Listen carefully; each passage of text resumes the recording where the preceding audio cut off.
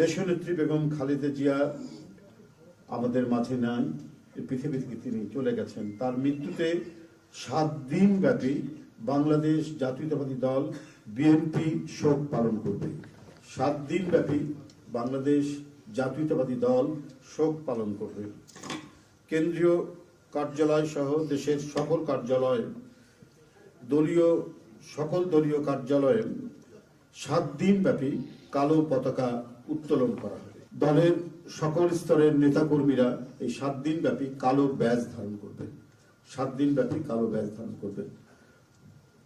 প্রতিটি দলীয় কার্যালয় দেশনেত্রীর জন্য 7 দিন ব্যাপী কোরআন খতম ও দোয়া অনুষ্ঠিত হবে। কেন্দ্রীয়ভাবে গুলশানস্থ চেয়ারপারসনের কার্যালয় ও নয়াপল্টনস্থ কেন্দ্রীয় কার্যালয়ে এবং জেলা পর্যায়ের দলীয় কার্যালয়ে শোক বহি খোলা হবে।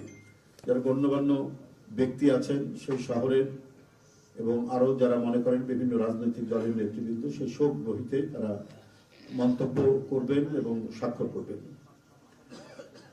মরহুমা দেশনেত্রী বেগম খালেদা জিয়ার নামাজে জানাজা ও দাফন পরবর্তীতে জানানো হবে।